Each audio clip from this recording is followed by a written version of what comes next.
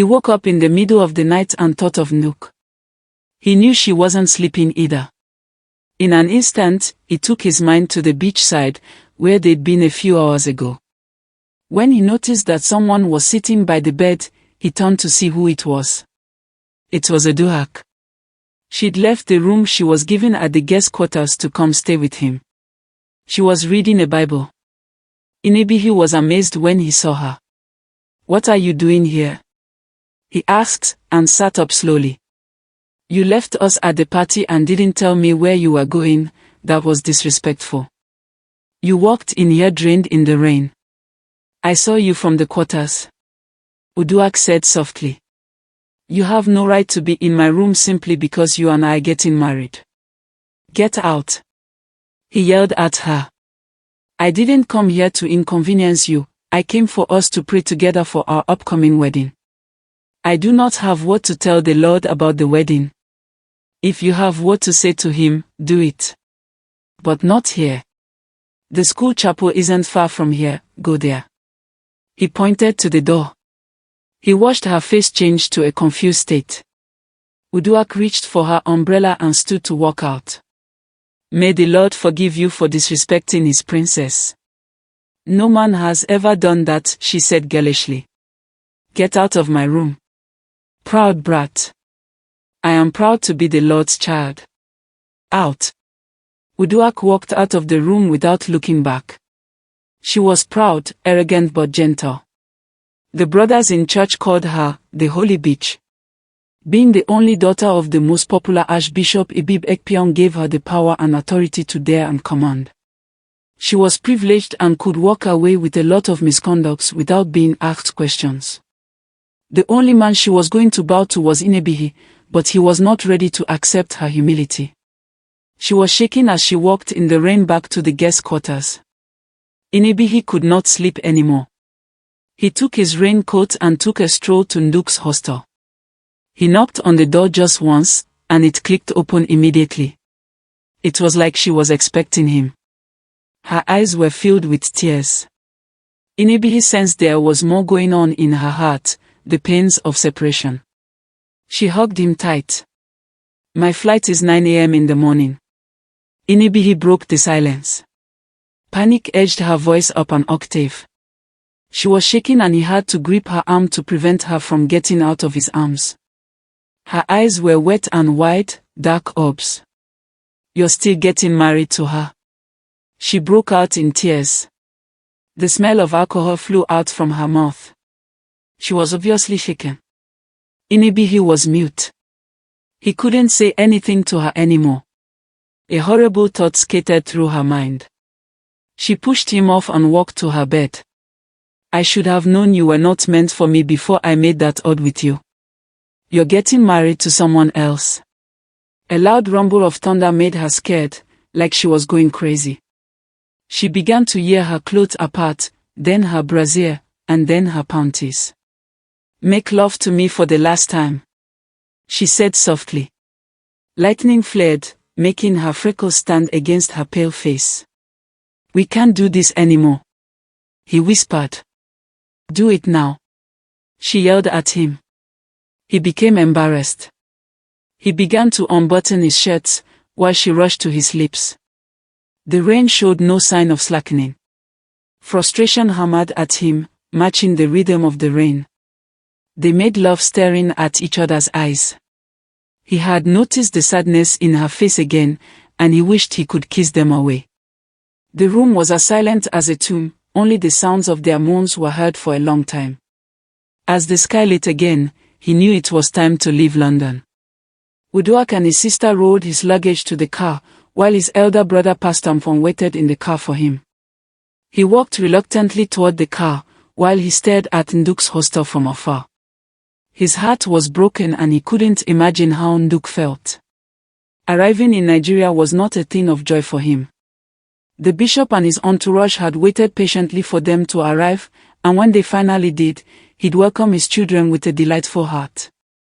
"We have to pay a visit to Prophet Nathaniel Edem, my mentor.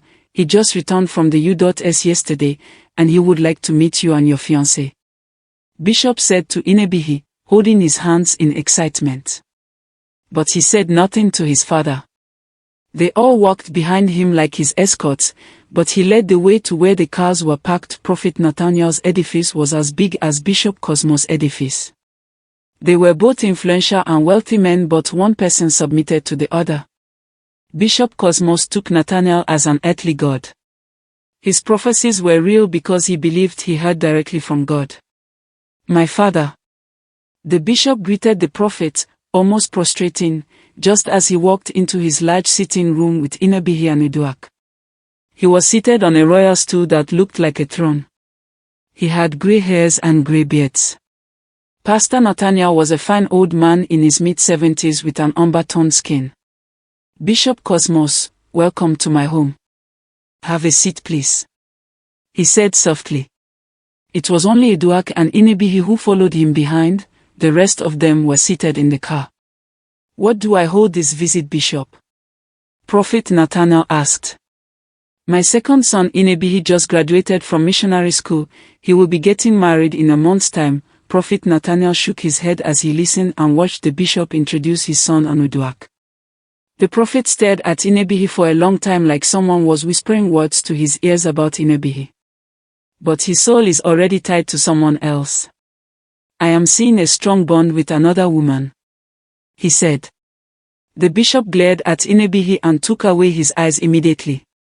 He was upset. It wasn't what he wanted to hear. Uduak's face turned red. She sagged suddenly with terror. She was embarrassed. She put her face down. "What bond, man of God?" the bishop asked in a confused state. "He knows what I'm talking about. He is already married to someone else. I am seeing it in the spiritual realm," the prophet said, and then turned to the bishop. "Why did you send him to the missionary school? He is not supposed to be there. I warned you when he was 17, but you still took him there." "My wife insisted," Bishop retorted. "I am not seeing a pastor in him, Cosmos. There will be problems, serious problems where he will serve. This woman right here is not his. God forbid," Uduak said, clapping her hands away. The prophet turned to her and said, "He is not yours. He is someone else's soulmate. So what can we do to make things right? I want him to marry her and take over one of the churches." The bishop said. He was looking bothered. "Let me get my anointing oil and wish them good luck.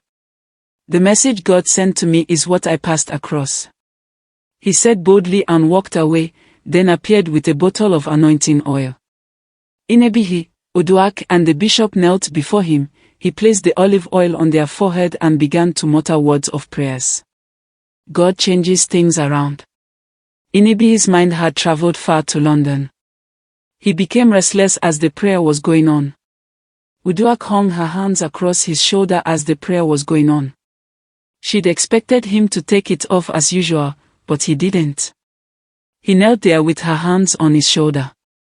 "Oh God, thank you," she whispered. After such a long prayer, Inebihi had thought his love for Nuke was going to reduce and his likeness for Uduak was going to increase. But nothing changed. The prophet handed the anointing oil in a bottle to Uduak. "Uduak, after your wedding, break this bottle at the entrance to your house and tell God to take away every strange woman and cut off the bond from Inebihi." Uduak collected it with a grateful heart, while Inebihi stared at them like it never concerned him. He wanted to leave the house, find himself a bed, and lie there thinking of his faraway lover. Uduak would break the olive oil and pray with all strength to the Lord. She would tell God to take away the strange woman and break every bond she'd had with her husband. That night, after Inebihi rested and tried to have dinner, his father talked to him again about the strange woman. "If there is a woman, let her go. Make your mother proud. Her soul isn't at rest until you marry Uduak." Talking of Lady Valerie's soul being at rest, Inebihi saw her in his dreams that night. She was wearing the blue rocky pajamas he'd bought for her on her 50th birthday. "You will grant my heart desires, my son, and make me rest well." Inebihi had wondered why getting married to Uduak meant so much to his late mother. Nothing changed. He still saw himself thinking of Nook. He'd wanted to dial her number that night, but he didn't. He removed his SIM card from his phone and began to eat it. He strolled downstairs and handed the phone to his personal driver Pharaoh. "I dash you. Tomorrow you will take me to the nearest lot to get a new phone and a new SIM," he said boldly. He didn't wait for Pharaoh to tell him thank you. He was not himself for a while, until the next morning, where he woke into a new dawn with a mindset that wasn't approved by his heart. It was his ego. He listened to it more than his heart. But he didn't remember the necklace around his neck. It seemed invincible. Wind swept against the house, rattling the bank of windows with a mournful howl. Inebihi thrust his hands into his pocket and brought out his new phone. Not that there was anything to see, apart from the pre-wedding pictures he took with Oduak. He was at his new apartment at Shelter Afrique, the beautiful mansion his father built for him alongside one of the biggest churches in New York. The opulent house was as silent as a graveyard. The compound had been designed like a British house, and with privacy in mind. Thick stands of evergreens sheltered the house and the outbuildings from prying eyes. Alongside the house, a jeep and a driver was given to him too. "You have made your mother and I proud," Bishop Cosmo said as he gave Inebihi the car keys. Running his hand through his hair, he wondered what Nduk was doing at that moment. He gazed into the dark, richly paneled office he had in his house. The scent of old cigar smoke lingered in the dark burgundy carpeting and the expensively upholstered guest chairs. The room lamp seemed like it wasn't working. As if the bulbs were taken out of it, and it stayed there in darkness. Inebihi knew just how the lamp felt. Like him, what brightened his life had been taken away from him, he thought. He could almost feel Nduk's presence with him in the room. He strode to the ornately carved serving table, uncorked the heavy-lead crystal decanter and poured himself a snifter of the very expensive brandy he'd secretly bought from London. He hated brandy, he hated alcohol, yet it seemed oddly appropriate at the moment. He lifted the glass in mocking salute to his imaginary Nduk. "One love my heart desire." And he swallowed a healthy dose of the thick syrupy alcohol. Instantly, liquid fire seared a path straight down his throat. He managed not to choke. There was a delicate knock and Oduak went inside the room without waiting for his response. Her gaze went straight to the glass in his hand and her worried expression deepened. "You're taking alcohol on our wedding eve?" she asked with a disturbed tone. Inebihi had forgotten the next day was his wedding. It just occurred to him that he was getting married the next day to a girl he'd hated from childhood. "You're not supposed to be here until after the wedding. It's a taboo. Get out." "What's going on here? A pastor isn't supposed to have alcohol in his house. It is sinful. Don't pull a scene here, just get out. We will meet tomorrow in church." "No, I won't," Oduak said tearily and walked slowly toward him. She glided forward, letting her soft fingers linger against his skin in subtle invitation. Her perfume mingled with the scent of brandy. "I have loved you since we were teenagers." She kissed his forehead. "Tomorrow we will be getting married." All Inebihi heard was Nduk's voice, all he saw was her face on Oduak's body. He held her face with one hand and began to kiss her. Oduak was excitedly surprised. "My 28 days of fasting has worked, thank you Jesus," she muttered. "This is incredible, you're kissing me." She tried to mutter some words while she responded to his kisses. "I am in love with a girl in London," Inebihi said tipsily. "We definitely don't want to stir up a lot of negative talk here. Don't ever say that to me again. The Lord has taken her far, far away from you," she said with a frown. Inebihi ignored her rebuke. Oduak couldn't help but hug him tight to herself. "Tomorrow, you will be my husband." Her hand lingered against his skin. As she gazed at him earnestly, all he saw on her was the picture of Nduk. He couldn't miss the subtle invitation in her eyes. Poised, confident, experienced, Inebihi was sexy, intelligent and attractive. I have to sleep well. Tomorrow we shall meet in church and then we shall tie our own bond. He watched the subtle sway of her hips as she left, closing the door behind her. But he'd only imagined Nook in her, all he saw was Nook. Looking at her perfectly fitted wedding gown, Uduak's mother, Mrs. Ebib, stared at her daughter in admiration. She was proud of her. I see love in your own eyes, I see joy. But I do not see love in his own eyes. Mrs. Ebib said inquisitively. He loves me, Mama, he tells me that all the time. Prophetess Nene was right then. She finally bought his heart for you. We should go back to complete the tying of your souls together with the holy padlocks, so that he can love you forever. He does, Mama. She retorted calmly before they moved to the church in the bridal convoy. It was an exclusive wedding. The church auditorium was filled with influential guests from all over the world, mostly bishops and pastors. The church was lit with chandeliers and expensive decorations. It was a big wedding. Inebi, his best friend Laura, was his best man. He'd come from Jamaica for his friend's wedding. Guy, I know the woman you love has no money, no name, no clout, no connections. The woman you finally chosen for a wife is a heroine. I have met her once at a ministers' conference in Lagos. She can't be compared to Nook, he said with a sincere tone. Inebi, he nodded. The image of Nook had brought a smile to his lips, even as the memories of her refused to vanish. Did my dad tell you of this wedding? Inebi, he asked. No.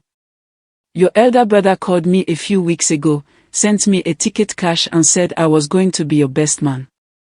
I tried calling you to find out why this sudden unexpected wedding. Your number didn't go. I just had to come. Now I am here. Man, why didn't you call to say I was gonna be your best man? Laura asked. I don't know. You know this isn't what I want. My family's agenda has always been the ministry, married to whoever mom gives you and then back to the family business, which is going back to the ministry. He said as Laura helped him button his suit. Laura skidded to a halt when he spied the brandy snifter. I thought you hated brandy. I need to have more of that before I walk down that aisle. Inebi, he said as he poured some of it into a glass and gulped down immediately. Laura looked at him amazingly.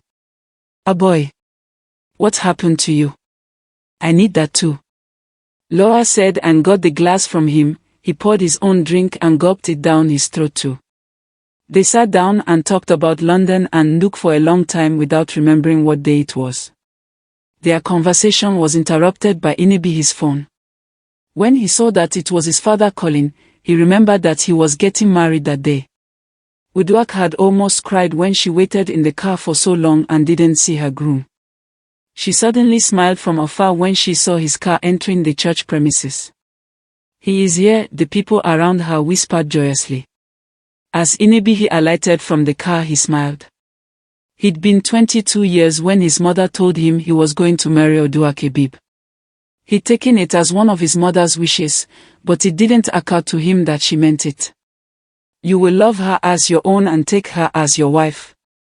So today, even in a hurry, he'd remembered every single word his loving mother said. He'd granted only one wish she'd wanted, and that was getting married to Uduak. Loving her was something he never thought of. When he was almost at the podium, he turned back for one final look to see if he was going to see Nook. A moment later, Uduak walked down the aisle in the arms of her rich father. She was obviously happy. Inebi stared at her as she walked down to him. She was beautiful and attractive, but not like his Nook. He'd wished it was his Nook who was walking toward him. He'd already imagined what she would have looked like, a fairy tale princess in her dreadlocks. When Uduak smiled at Inebi with that open, innocent smile, he stopped thinking about Nook. He made up his mind to get her off his heart and replace her with his lawfully wedded wife. When Bishop Charisma asked, "Is there anyone who doesn't want this marriage to hold?" there was so much silence that only the sound of ceiling fans was heard from the large crowd. Inebi had wished that Nook had stood up to claim him as the man who had promised to love her forever and no one else. But the time had passed. By the time his thoughts were over, he exchanged marital vows. There was an edginess to his voice that belied his casual slouch when he said, "Yes, I do." He knew in his inner mind that at this time, the mouth speaks not what the heart thinks. He was lying and he knew it. At noon, the grey sun offered little warmth as Uduak and Inebihi danced into the reception hall. It was a large hall, filled with people. Inebihi had wondered where all these people came from. When he saw that celebrity wedding presenters and video men were there, he knew that Nduk was going to see him on television. Her heart would be broken and she would cry all through the night thinking of the vows he'd made to Uduak. Uduak forgot to inhale when she knew she'd finally been joined together in holy matrimony with the man she loved. But Inebihi's face had not changed. Right from church, there was no single smile that appeared by mistake. Embarrassed, he forced himself not to look away when the flashlights from the photographers twinkled on his dry face. "Boy, smile a bit, it's your day," Laura whispered to his ears when they were about to cut the huge, tall classic 15 tiers cake Uduak's mother ordered from the French bakery. Inebihi hadn't paid any attention at the event. He was tense, bittered and heartbroken.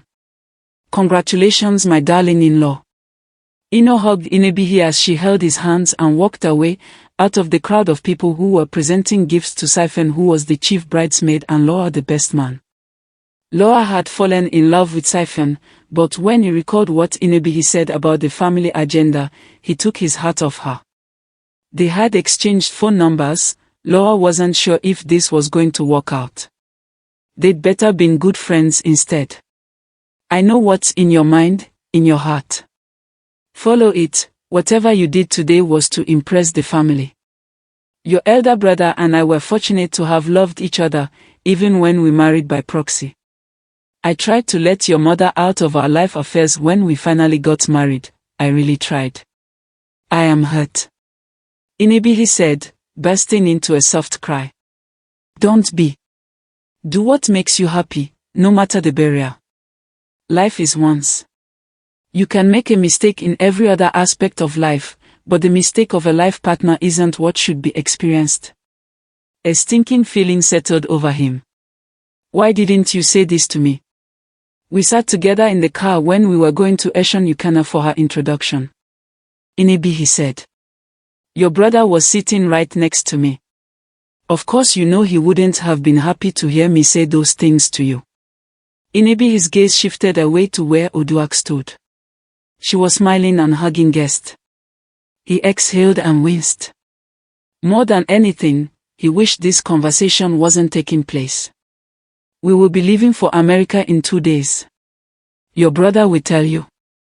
May the Lord Jesus dwell with you," she whispered. "Mommy, see. Her 2-year-old daughter Mimi, who was the little bride, appeared in her white Barbie gown. She showed her mother the bead that fell off from her dress. Inebihi carried her joyously, turning her around playfully. It was the first time he'd smiled for the day. Uduak stared at him from where she stood, and thought in her heart that Inebihi was going to be a good father. A day after the wedding, Uduak's father, Bishop Ebib, had made reservations for their honeymoon in Scotland. Uduak was excited as she reeled off words to Inebihi. "We are going to indulge in all the Downton Abbey daydreams at the northern archipelago of the coast of Scotland with green-topped islands and sandstone cliffs. Take a day trip and stand in awe at the Neolithic ring of Broja, an ancient and eerie ring of standing stones, northeast of Stromness. Experts still don't know how the stones were brought there or what the circle means. With the weather moving in and the water lapping at the shore, it makes for a supernatural sight. Only rich people could afford places like that. We are lucky, honey, the Lord is good. We are gonna make love. I can't wait to be deflowered by you, my love. It's a privilege, huh?" Inebihi stared at her in the face pitifully. He was going to take something precious from her, but yet he didn't love her enough to deserve it. He shifted uncomfortably. For a moment, they regarded each other in mutual embarrassment. Uduak wondered if he'd heard all that she said. A hollow feeling opened in the pit of his stomach. Inebihi stared at the ornately carved wood. It looked exactly like the one he has in his house. He was alone with the shadows of his troubled thoughts. He stalked back to the window. It had stopped raining and a light mist was rolling in over Kirkwall Hotel in Orkney, Scotland. Clouds circled the moon, making him think of the days he would sit with Nduk in the rain, by the beachside. He'd been in Scotland for a month, and for a day he'd not looked at the face of Uduak. They had not achieved their adventurous trip Uduak had planned. He was about to turn away when she hugged him backwardly. "We have been here for a month now, and you've not touched me. I am your wife now, Aini, touch me, I am your wife. I am not a piece of furniture who doesn't have feelings." Her eyes widened. "I destroyed something special to be with you. That is enough for now. Give me time to get to know you better," he said softly. "Damn it. Damn whatsoever special thing you had. Do you know how many men I walked out from to be with you? You shouldn't have come to me then. I never called you. I never paid a dime on you, my father did. I never asked you to marry me. I was on my own when your godmother. Your mother." She cut in angrily. "You have no idea how you make me feel, Aini. I loved you then, I love you now. But I don't love you. I don't care how you feel anymore. Leave me at peace. I detest nagas. Just go out, stroll around the beachside and leave me in peace," he said and walked out of the room to the inner suite. There was tension, as it drained on Uduak's body. She nodded painfully to herself, and sat on the bed. Inibihi was a bitter man who felt unaccomplished in life. The last thing he needed was Uduak's body pasting on his. He hated the sound of her voice, her face, and the way she talked to him insolently. Nduk had never done that to him even in her worst moments, he thought. He'd run his hands around his neck, and when he felt the texture of the necklace, his heart skipped. He knew what it was a reminder that his better half was somewhere with the same necklace, thinking of him and waiting to be found again. He didn't want to open the pendant, so that he wouldn't see her face. It could drive him crazy. He might want to escape to London and never go back home again. Now he wondered what had befallen him. 1 month as husband, and his wife still looked strange to him.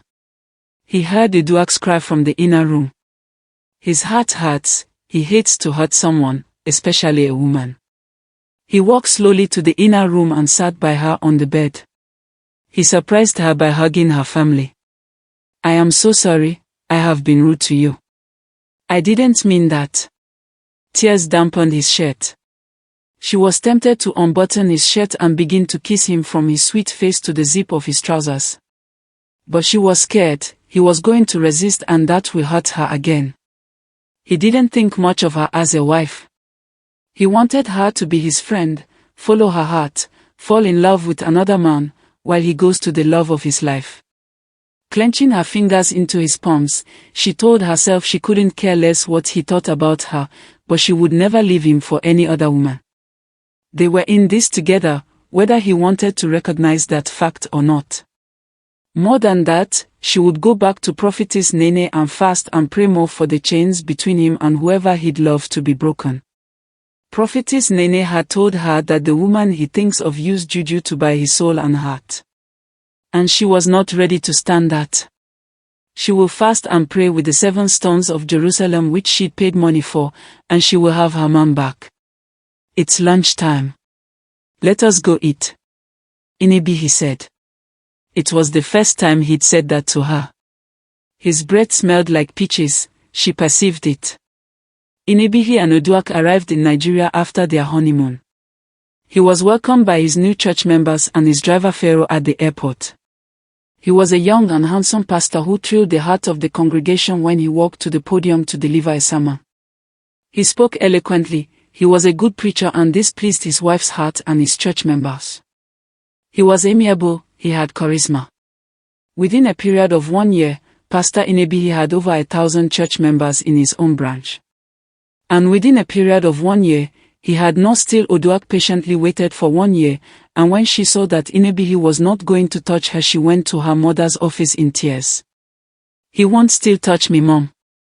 I wear sexy nightgowns, I make beautiful hair, I flaunt them before him at night, but he won't touch me," she said tearily. Her mother stared at her pitifully for long moments and then said, "We should visit the prophetess today." Her mother drove speedily to Prophetess Nene's house. A stylish woman in her late 40s who had chains and anklets on her legs. She had long, green-painted nails, long brown shiny hair, and her obviously bleached skin was almost white, mixed with some dark spots. When she came out of her room and saw that it was Uduak and her mother, she gave a strange attitude, but she didn't say a word. She peered into Uduak's furious face. She didn't smile, she gave a stern stare directly into her eyes. She rushed inside her room and came out with 7 stones, a bottle of olive oil and a big Bible. "Oh Abesai!" she exclaimed, threw the Bible on the floor and sat on it. She rubbed each of the stones with anointing oil and handed it over to Uduak. Uduak knelt down immediately and collected it. "I can see that he hasn't been touching you," she said aloud. Uduak nodded. "Take these stones, bury them in the compound, but before you do that, call your husband's name 7 times.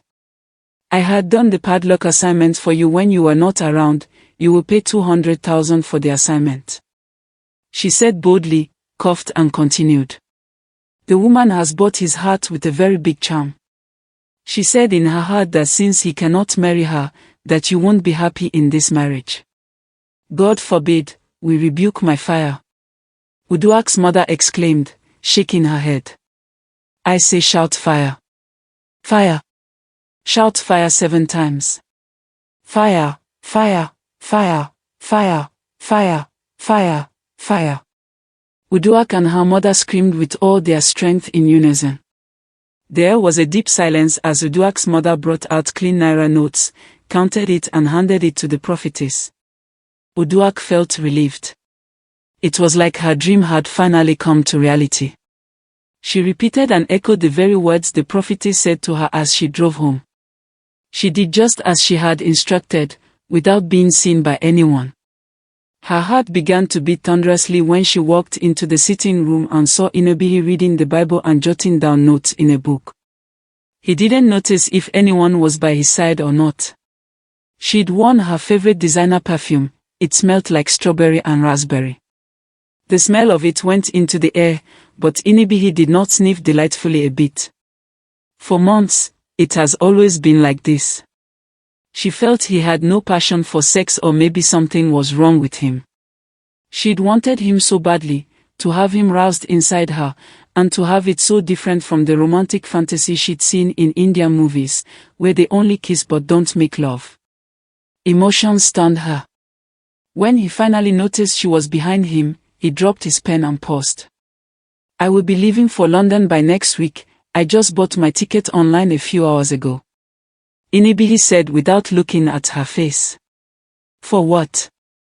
she asked with a broken heart. "To see my school son." "You're leaving Nigeria to London just to see your school son?" Inobihi nodded. Uduak stared at him, dumbfounded. He turned and held her hands. She wanted to tear his pajamas apart and make him touch her. His hands were holding hers, she could feel them imprinted on her flesh, warm and inviting. He was saying things to her, things that made no sense, things she didn't want to hear. They were all lies, her instincts were true. He was going in search of the love of his life, the only woman he'd ever loved, and even Uduak's tears was never going to stop him, he thought in his heart. Inobihi arrived in London uninvited. He stared deep into Eddie's eyes when he narrated what happened to Nduk. "She was very sick after you got married, she had to go," Eddie said. "Go where?" "I don't know. The school ambulance took her away." Eddie shrugged. Inobihi began to weep like a child. His school son could not console him. He took a long walk to the Reverend's office to find out where Nduk had been taken to. She was terribly sick. She was at the Cambridge hospital for months. After her recovery she bought a ticket. "I am not certain about where she went," he said in a high-pitched tone. Inebi cried out and brought his fist to his mouth. The Reverend was confused. His breath halted. Slowly walking away, he walked down to the school waterfall behind the school chapel, a monolithic cascade of crushing water that tumbled 100 feet to the borders below. The river was fed from a dozen creeks and smaller tributaries that snaked the hills and made the slope too slippery to descend. It was his father's school. He built it in 1978. He'd said it at home countless times, that he would give Rhapsody missionaries to his favorite son. Growing up, Inebi wanted to be that favorite son. But right there, as he stood in front of the waterfall, he never wanted to be his father's favorite son anymore. Heart pounding, he dropped behind the rocks and sat there like he was expecting someone. "Nduk, where are you, please?" he asked rhetorically. She didn't drop her number with anyone. He couldn't even find her school daughter Serena to ask for her whereabouts. She didn't have a friend, he was her only friend. She was an introvert, hardly talked to anyone except when it was necessary. She was talkative only to him. He couldn't hear anything else except the falls. A sick feeling ate at his stomach. Heart racing in his throat, he crawled backward into the sphagnum beneath the protruding root of a large oak. It was as if he was running away from something. But he was looking for a more weird and comfortable place to stay and be wild in his thoughts. He felt in his heart that he'd lost Nduk forever. He wept bitterly like a baby. After he had thought about Nduk and how he'd lost her for hours, he began to sweat. He was very tired. The school had given him a luxurious guest room to stay. He wanted to be only in bed, in the heavy, total darkness of his room, drowned in the glutter underwater song of the air conditioner. He wondered fleetingly if Nduk was really meant to be his, or Uduak. He went to bed with one thought in his heart: he will get a ticket to Nigeria and be a good husband to his wife. He'd wanted to cut the necklace on his neck and dispose of it in the room bin, but his heart said no. He became cheerful and energetic the next morning, waiting impatiently for the school driver to come pick him up at Canary Wharf Shopping Center, where he can get gifts for Uduak. He must really be better, he thought to himself. When he goes back to Nigeria, he will make love to her, tell her he is sorry and be a good husband, while they make babies.